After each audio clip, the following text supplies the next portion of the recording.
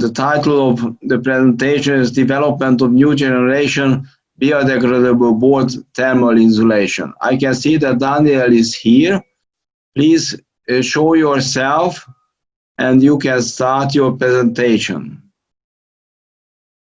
Dear colleagues, thank you for coming to listen to my presentation.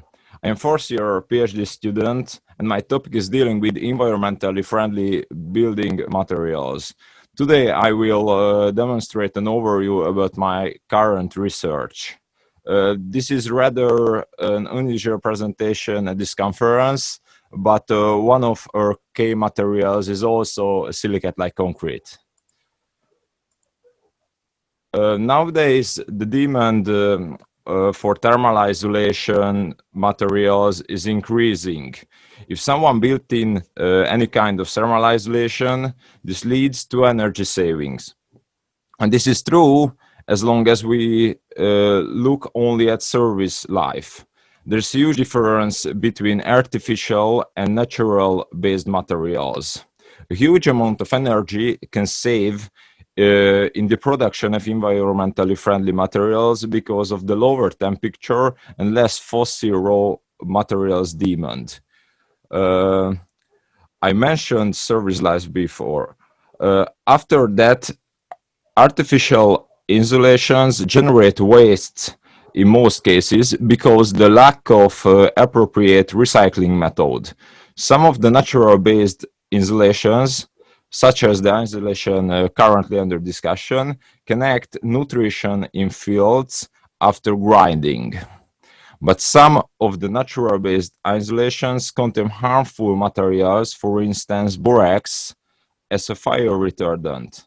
So, in some cases, environmentally friendly denomination is only marketing. Why we research straw-based facade isolations? Most of natural-based facade isolations have poor performance, and the straw is suitable base material to make better one because of it is cheap, it is a byproduct, accessible, and it has suitable material structure. This structure can be improved. The use of natural fibers in the industry, it's growing, especially in the polymer industry, but we can find these materials in the building industry again. The use of straw is not so common. It is used in individual structures built in smaller numbers, for example, straw houses. The implementation of these houses requires a lot of routine and attention. Thermal conductivity of natural straw is not low enough, and the adhesion problems in the outer surface do not allow it to spread widely in the construction industry. Another problem is that most research does not focus on the resource in material, but on the analysis of natural properties. Now the research plan.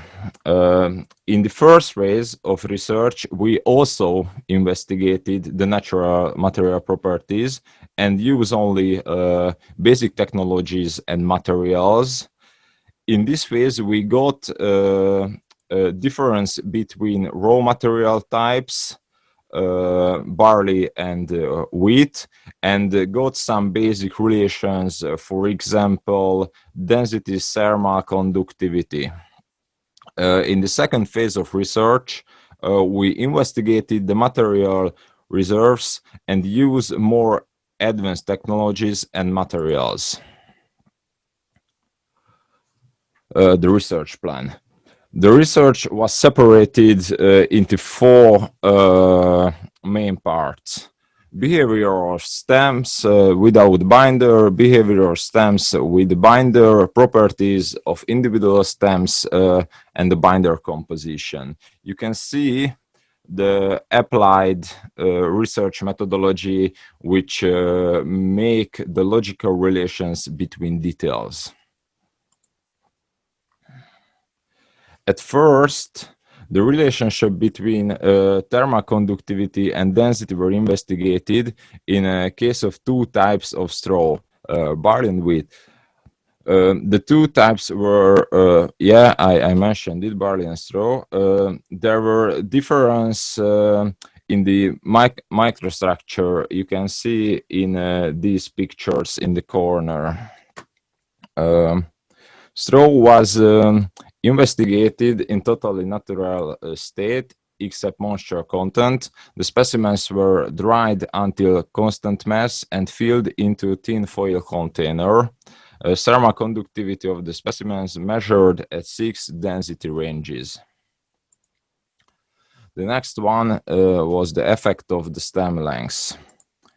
When we investigated the effect of stem lengths on thermal conductivity, the stems were filled into this thin-walled closed paper box.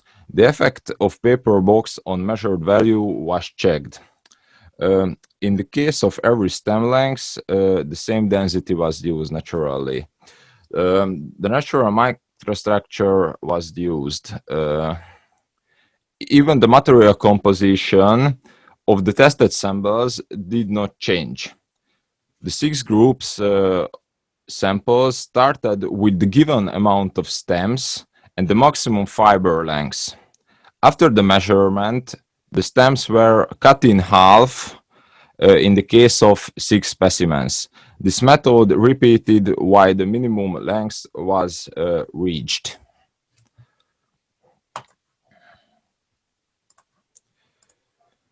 When we investigated the modification of microstructure on thermal conductivity, the stems were filled into the same paper box.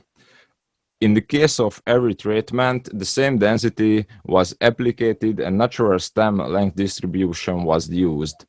Stems were treated in different solutions, but the treatment time, temperature, and stem solution mass ratio were constant.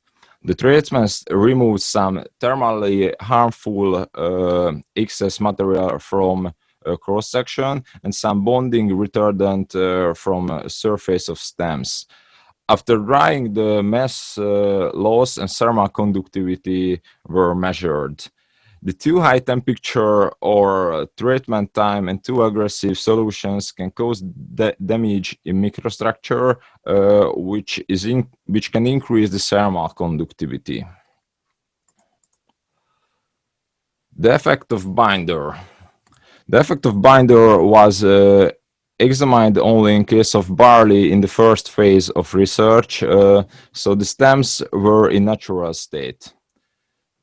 The binder was simple silicate-based binder. We used manual mixing and conventional drying in this phase. The wet composite was filled into these formworks, which the large boards shown below were made. After that, the test specimens were cut from it. The specimens were measured at the same 6 densities as in the case of non-bonded specimens, which I mentioned before. The reaction to fire.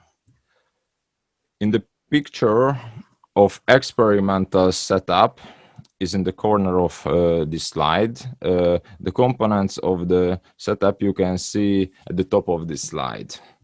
Gas lamp, digital thermometer, it's really a voltage meter, thermocouples, fixing plate, specimen fixing stand and specimen.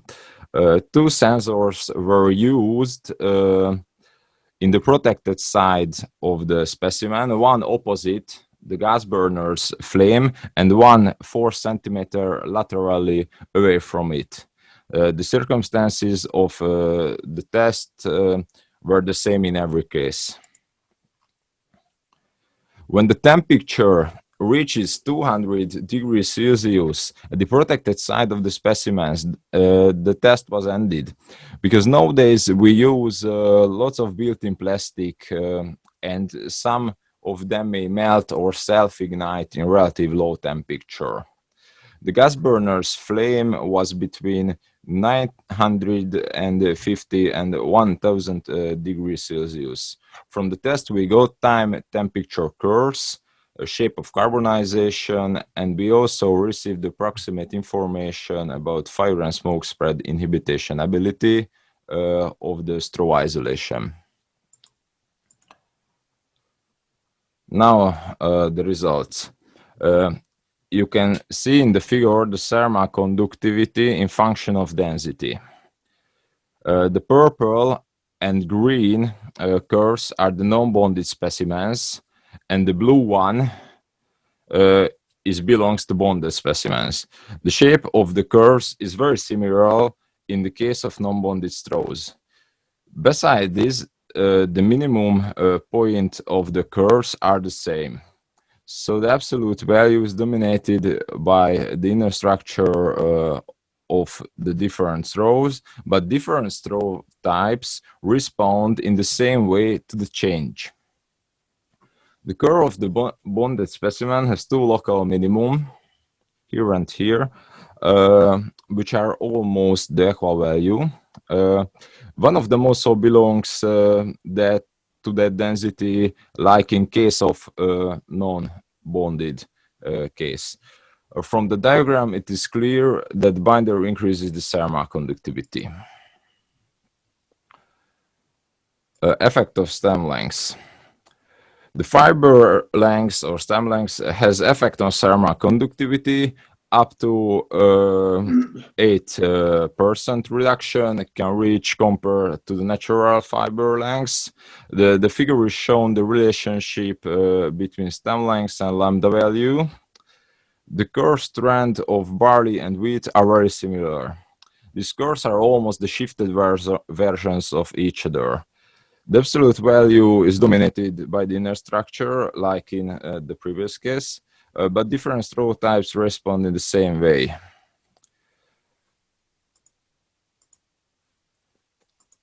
The treatments also have an effect on thermal conductivity. Up to 11% reduction can reach in thermal conductivity compared to the natural state straw.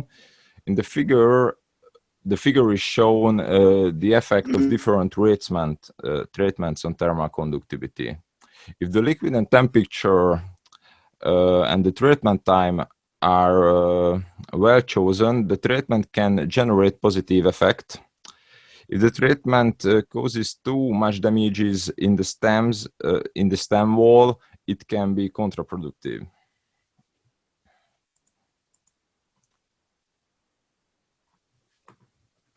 Because our material behaved very favorably against fire, we make a comparison test with mineral wool. As you know, this is the most common fire-resistant thermal isolation. The figure is shown the relationship between temperature of protected side of specimen and time. The pink one is the average of 3 mineral wool specimen. The green, red, and blue belong to straw isolation. As can be seen, the velocity of heat spread is slower in straw specimen, and the shape of the curve is also different. But the resulted curves were more uniform in case of mineral wool because of mature production technology. We did not experience fire spread, only carbonization occurred in the material, and the material itself is extinguishing. Now the conclusions. Different straws give similar curve characteristic when their thermal conductivity is shown in the function of density or stem length. Stem porosity regulates the absolute value, and the variable regulates the characteristics. With use of modifying macro and microstructure, the thermal conductivity can reduce by 8 and 11% respectively, because the changing stem lengths makes the number of contact among stems different, and the treatment change the microstructure and increase the porosity. The time temperature curves of straw isolation consist more accelerating and decelerating section. This is because the generated char protects the intact parts, while the huge ventilation did not take it from the loaded section. And this phenomenon was repeated while the specimens reached 200 degrees Celsius. Why the char protects the underlying material, the possible humidity can evaporate only more slowly. This phenomenon makes the curve's slope smaller. When all of humidity leaves the next layer of underlying material, the temperature will increase. These types of materials can protect the inner surface more efficiently than some artificial ones, I think. The figure is shown the average thermal conductivity of specimens from phase 1 and phase 2. The thermal conductivity has been decreased significantly because use of advanced technologies. The thermal properties of natural straw can be significantly changed by the application of macro and microstructure modification. And these modifications are also effective if the stems are bonded to form a composite. Thank you for your kind attention. So thank you again for interesting presentation on fibrous materials. I would start with some questions and you will continue with your questions. We suppose normally in this situation that the thermal conductivity decreases if porosity increases. Is it always so? Previously, I showed two images. Images are showing the same cross-section part of the same stem. The image above was taken before treatment, and the image below was taken after treatment. As you can see, after treatment, some pores become opened, which previously was filled with material, and the walls between pores become thinner. It is harder to see. Besides this, we make an image processing algorithm that can detect these changes, searching the pores and separating them. So yes, when the porosity is increasing, the thermal conductivity decreasing. I think I have a picture from the yes. This picture show the algorithm which can separate the pores in the right corner of this slide. Thank you. Any questions more? I think Sofiane would like to have a question. Yeah, thank you, Balázs, and thank you, Daniel, for this nice presentation. I think your paper is the description of the binder is not enough. You said in the paper that this paper is not turned around the binder, but I think you have to give us more information about it. Maybe there is a sort of industrial secret or... Yeah, it's a commercial secret now, or industrial secret. I understand that, but you can give us maybe some information, because you said it's an inorganic binder. Is that a mineral binder or not? Yeah, it's mineral binder. silicate-based inorganic binder in the first phase of the research, and in the second phase we use some modifying agent which can improve the binding between the fibers and the matrix, and some of them can increase the wettability. I think this is the right word. Okay, but, yeah. but you know, I'm also a little bit confused by your methodology to measure the thermal conductivity, because you did it at 10 degrees, and in the standard usually we use 20, 23 or 25 degrees Celsius. Oh, the mean value of I think the standard mentioned 10 degree. It is the it's not usual for insulation material, because the use of this material is at 20 degrees, and also you didn't mention at which relative humidity you did it. In fully dried. Okay, fully dried. Yeah, fully dried. I forgot the word. Yeah, but you didn't mention this. And what about the sensitivity of this material to the moisture? Because in the real life, there is no fully dried environment. We are always at 50% of relative humidity. And what about the sensitivity to the moisture?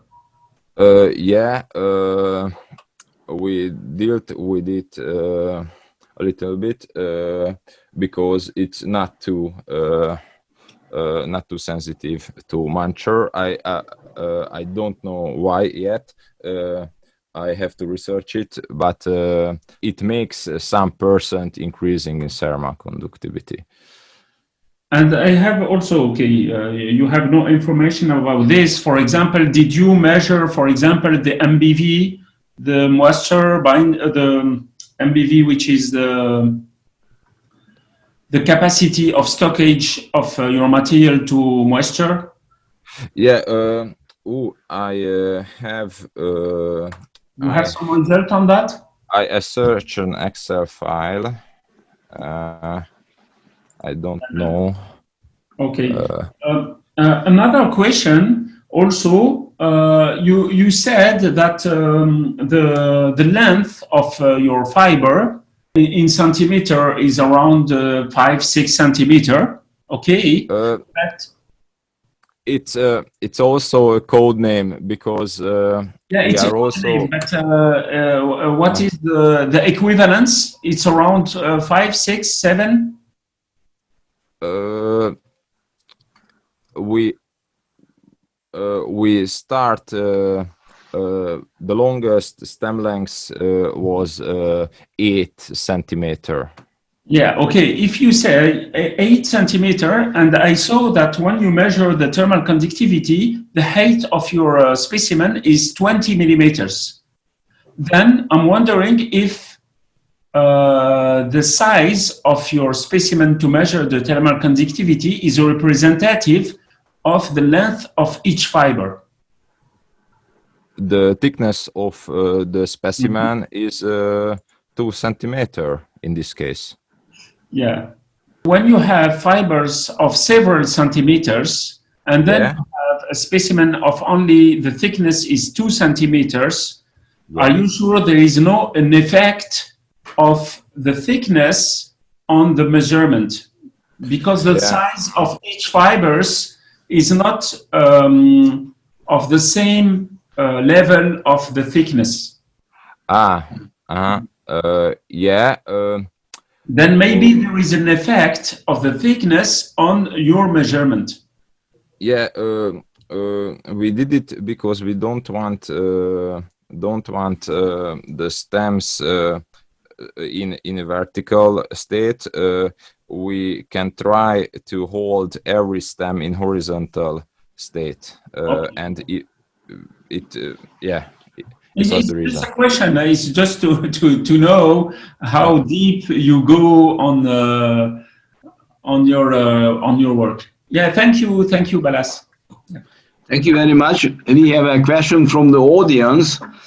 It is really a very interesting idea to use straw as building materials. Could you give me some examples in details that the application of this material? It can be used in what kind of structure? It will be facade thermal isolations, but it is only research phase.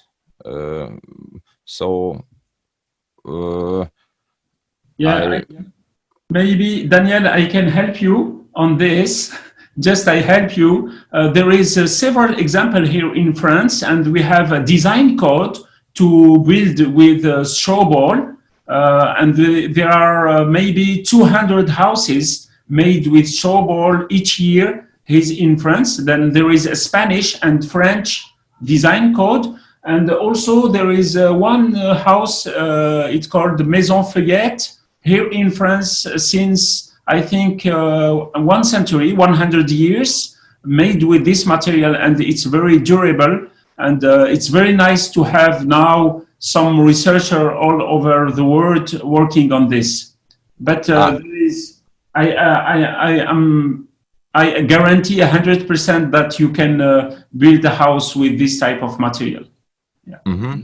Thanks. And this material has the same structure, material structure like this? Or no, there is wood structure filled with straw ball. With bales, with yeah, straw bales. Yeah, thanks. Straw bale, I talk about straw bale houses because the most common form of using the straw. Yeah. Daniel, we have a very last question from the audience about fire resistance. You spoke about it, but there is a question. Is it fire resistance? How to avoid the fire or the fire influence? You showed some examples during your presentation. We try to ignite the material, but we can't. So I think we can absolute guarantee the fire resistant. Okay. Yeah. Okay, thank you, Daniel.